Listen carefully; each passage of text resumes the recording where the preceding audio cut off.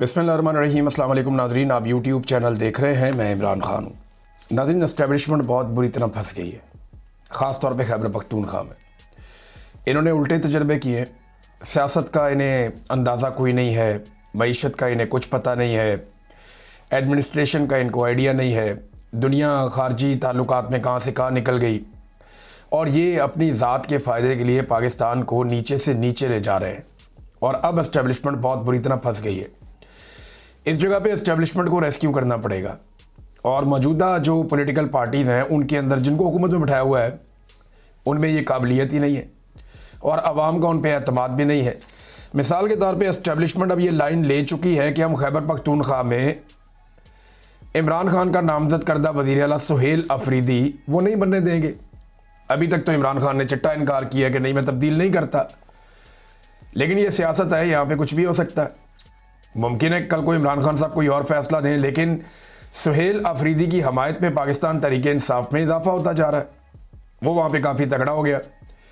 अब देखना ये है कि पीटीआई या इमरान खान साहब अपना फैसला बदलते हैं या एस्टेब्लिशमेंट मज़ीद फंस जाती है, क्योंकि DGISPR ने बड़ा वाज़े कहा कि वो नहीं बनने देंगे। देखिए, दूसरे अल्फाज तो यही है कि सुहेल अफरीदी को हम नहीं बनने देंगे। भाई, जितने टाउट्स हैं वो इसी बारे में खबरें दे रहे हैं। एक टाउट ने तो यहाँ तक खबर दे दी कि जनाब कोई एस्टेब्लिशमेंट को पेपर मिल गए, उनसे साबित हो गया कि जनाब ये जो सुहेल अफरीदी है ये कोई रॉ का एजेंट है और फिडेमुत ताड़ी रिपोर्टिंग दे होते। ये थोड़ा सा इन्वेस्टिगेट कर लो, चीज़ों को देख लो, वो बंदा कौन है। वो कबायली इलाकों से पहला आदमी है जिसको इमरान खान साहब ने नॉमिनेट किया वज़ीर आला खैबर पख्तूनख्वा के लिए। उनकी महरूमियाँ दूर होने जा रही हैं, उनका अपना बंदा आ रहा है, और यहाँ पे मिलिट्री एस्टेब्लिशमेंट के पेट में मरोड़ उठ गए। भी आपका लेना देना ही कोई नहीं है। आवाम ने जिनको वोट दिए वो फैसला करेंगे कौन आएगा, हुकूमत करेगा। आज आपको गंडापुर की याद सता रही है, आपको लगता है जी गंडापुर आपका बड़ा काम का आदमी था या उसके साथ आप बेहतरीन तरीके से चल रहे थे, तो फिर गंडापुर की बात मान लेते या उसकी रिक्वेस्ट मान लेते। तो अब मामला ये है कि मुल्क के अंदर इस्तेहकाम लाते लाते जो पाकिस्तान की मिलिट्री एस्टेब्लिशमेंट है उन्होंने पाकिस्तान को मुकम्मल तौर पे अदम इस्तेहकाम का शिकार कर दिया। ज़रा एक दफ़ा पाकिस्तान का मैप आप देखें। इस नक्शे पे मुझे कोई इलाका बताएं जो महफूज हो और पुरअमन हो। कराची की बैड गवर्नेंस आपके सामने है, सिंध के हालात आपके सामने है, सैलाब आया हुआ, पूछने वाला कोई नहीं है। जितनी सिंध के अंदर तबाही है, करप्शन है, उसका तो कोई मुकाबला पूरी दुनिया में कहीं नहीं है। पाकिस्तान तो बहुत दूर की बात है। ये इस्तेहकाम हो या अदम इस्तेहकाम हो, सिंध के अंदर जो करप्शन को दवाम मिलता रहता है ना, जरदारी साहब के आशीर्वाद से, वो नहीं रुकता। कच्चे के डाकुओं ने तबाही फेरी हुई है सिंध और पंजाब के बॉर्डरों के ऊपर। रात को आप ट्रैवल नहीं कर सकते वहाँ पे। बलूचिस्तान की सूरत हाल ये हो गई है कि वहाँ पे आप शाम के बाद सफ़र नहीं कर सकते, जा ही नहीं सकते। बलूचिस्तान में मैंने आपको पिछले वीलॉग में बताया सिर्फ दो चीज़ें महफूज हैं, एक मादनियात के ट्रक और दूसरा ईरान से स्मगलिंग होने वाला तेल। बाकी हर चीज़ बलूचिस्तान में जो है वो टारगेट की जाती है, और ये हम सब अच्छी तरह जानते हैं। और इनमें माल किसकी जेब में जाता है ये भी सब जानते हैं। जो बॉर्डर पे हैं उन्हीं की मर्जी से स्मगलिंग होती है, वरना कैसे हो सकती है। तो बलूचिस्तान का तो बेड़ा ही गर्क कर दिया, कोई भी वहाँ महफूज नहीं है। खैबर पख्तूनख्वा के कबायली इलाकों की हालत भी इससे मुख्तलिफ नहीं है। रोज़ाना धमाके, गोली बारूद, हमला, बच्चों की शहादतें, ख़वातीन की शहादतें, मासूम शहरी जाँ बहक हो रहे हैं। अभी DI खान के अंदर एक अटैक हो गया, उसमें पुलिस वाले जाँ बहक हो गए। तो लगातार खैबर पख्तूनख्वा के कबायली इलाकों में भी यही चल रहा है, वहाँ पे भी इस्तेहकाम नहीं आने दिया। अफ़गानिस्तान से एक नई लड़ाई शुरू कर दिया। अब अफ़गानिस्तान के बारे में मैं बताऊँ, देखें, वो अफ़गानी भी कहते हैं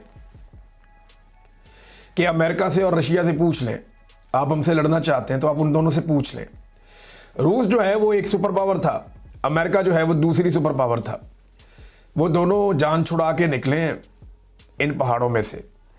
अब पाकिस्तान की मौजूदा मिलिट्री एस्टेब्लिशमेंट इन पहाड़ों से क्या निकालना चाहती है?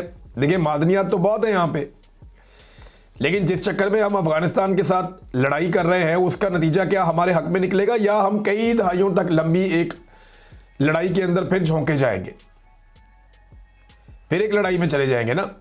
भारत कितनी समझदारी का मुजाहरा कर रहा है, हालांकि वो इंतहाई एंटी तालिबान है भारत के लोग, लेकिन वो ये समझते हैं कि ताल्लुकात रखने पड़ेंगे, और वो अक्लमंदी से अपने खारजी ताल्लुकात बना रहे हैं। अफगानिस्तान के साथ, और पाकिस्तान अपने हमसायों से बिगाड़ता चला जा रहा है 7 समंदर पार अमेरिका को खुश करने के लिए। फिर भारत से हमारी दोबारा लड़ाई होने वाली है। ये मैं नहीं कह रहा, ये एस्टेब्लिशमेंट खुद खबरें चलवा रही है कि अक्टूबर नवंबर में मुमकिन है कि भारत हमारे ऊपर एक अटैक करे। फिर अब अगर आप पंजाब में आ जाएं तो सैलाब मुतासरीन अभी तक बेयारो मददगार हैं, कोई पूछने वाला नहीं है। जिन इलाकों में पानी उतरा है लोग अपने घरों को जाकर खुद ही आबाद करने की कोशिश कर रहे हैं। लोग अपनी मदद आपके तहत चीज़ें ठीक करने की कोशिश कर रहे हैं। लोग भूखे हैं, परेशान हैं, फसल लगने का टाइम हो गया, उनके पास बीज और खाद के पैसे नहीं हैं और हुकूमत अभी सिर्फ सर्वेस करवा रही है, कोई काम हुकूमत ने शुरू नहीं किया। पंजाब में तहरीक लब्बैक और पुलिस के बीच में इस वक्त एक मैच पड़ा हुआ है, एक सड़कों पे जंग लगी हुई है। तहरीक इंसाफ पर जुल्म के पहाड़ तोड़े जा रहे हैं। इस्लामाबाद जो है पाकिस्तान का दारुल हुकूमत, वो इस वक्त कंटेनरिस्तान बना हुआ है। पूरे इस्लामाबाद में कंटेनर ही कंटेनर आपको दिखाई देते हैं। आम आदमी अपने बच्चे को अस्पताल ले जा रहा था, गोद में उठा के भाग रहा था और बददवाएं दे रहा था। मोटरसाइकिल वाला था बेचारा अकेला, एक आम शहरी, उसको पुलिस वालों ने पकड़ के मारना शुरू कर दिया कि यहाँ से तुम गुजरे कैसे हो। भाई वो जा रहा है, उसको जाने दो, एक आदमी क्या कर लेगा। लेकिन नहीं, इस्लामाबाद को एक नो गो एरिया बना दिया, सारे रास्ते बंद कर दिए, कंटेनर लगा लगा के तबाह कर दिया। ऐसा लगता है इस्लामाबाद नहीं है, कोई समंदर के किनारे कोई पोर्ट है, कोई बंदरगाह है जहाँ पे कंटेनर ही कंटेनर्स पड़े हुए हैं। आज़ाद कश्मीर में एक अलग टाइम बम लगा हुआ है। 19-20 तारीख तक का टाइम है इस हुकूमत के पास मुतालबात तस्लीम करने का। अब मुतालबात तस्लीम करने की बजाय इन्होंने आज़ाद कश्मीर में जो अवामी जॉइंट एक्शन कमेटी के रहनुमा है उनके ऊपर मुकदमा दर्ज कर दिए। ये पाकिस्तान में इस्तेहकाम लेकर आएंगे और जो कश्मीरी नौजवान हैं उन्हें इस्लामाबाद में पकड़ पकड़ के पुलिस डंडे मार रही है, उनको रुस्वा कर रही है, उनसे ज्यादती कर रही है। बल्कि नौजवानों ने क्लेम किया कि उन्हें कहा गया कि तुम कश्मीर मुर्दाबाद के नारे लगाओ। उन्होंने डंडे खा लिए, मार खा ली, लेकिन उन्होंने कहा जी हम ये नारे नहीं लगाते। फिल्मों में हम ये देखते थे ऐसा जुल्म और जबर, लेकिन हमने कभी हकीकी ज़िंदगी में तसव्वुर नहीं किया था जो इस्लामाबाद पुलिस ने अब किया कश्मीर के नौजवानों के साथ, बकौल उन नौजवानों के। तो आज़ाद कश्मीर में भी एक टाइम बम सिचुएशन है, टाइम गुजर रहा है, किस वक्त वहाँ धमाका हो कुछ आप कह नहीं सकते। फिर गिलगित बल्तिस्तान में लगातार एहतजाज चल रहा है, वहाँ पे तजारत रुकी हुई है। वो लोग कह रहे हैं जी हमारे वसाइल पे जो कब्जा किया जा रहा है मिलिट्री एस्टेब्लिशमेंट की जानिब से, वो बंद होना चाहिए। अब एक सूबे में हुकूमत ही नहीं है इस वक्त, और वो भी सिर्फ मिलिट्री एस्टेब्लिशमेंट की जिद की वजह से। वज़ीर आला ने इस्तीफ़ा दिया, गवर्नर कहता मुझे मिला ही नहीं, हालांकि मिलते ही मंजूर हो जाता है ऑटोमेटिकली। कानून ये कहता है कि जैसे ही वज़ीर आला का इस्तीफ़ा मौसूल हो गया गवर्नर को, वो ऑटोमेटिकली एक्सेप्ट हो गए। ये मुझे सिद्दीक जान साहब ने बताया कि बड़ा सादा है ये। लेकिन अब मामला ये है कि एस्टेब्लिशमेंट की जिद है, इसको वज़ीर आला नहीं बनने देंगे। अवाम की जिद है, ये हमारा वज़ीर आला है, हमारे लीडर ने कहा हुआ है, तो एस्टेब्लिशमेंट अपने आप को बंद गली में ले गई। अब अगर ये इसको वज़ीर आला बनने देते हैं तो वो अवाम की ताकत से और अपने लीडर की विल से वज़ीर आला बनेगा, तो फिर तो वो एस्टेब्लिशमेंट की बात नहीं सुनेगा। उनमें कॉन्फिडेंस आ जाएगा कि हम एस्टेब्लिशमेंट की मर्जी के बगैर चीज़ें कर सकते हैं। और अगर एस्टेब्लिशमेंट नहीं बनने देती तो एस्टेब्लिशमेंट एक नई लड़ाई के लिए तैयार रहे। अब तक के लिए इतना ही, अपना ख्याल रखिएगा, अपने इस चैनल का भी। अल्लाह हाफ़िज़।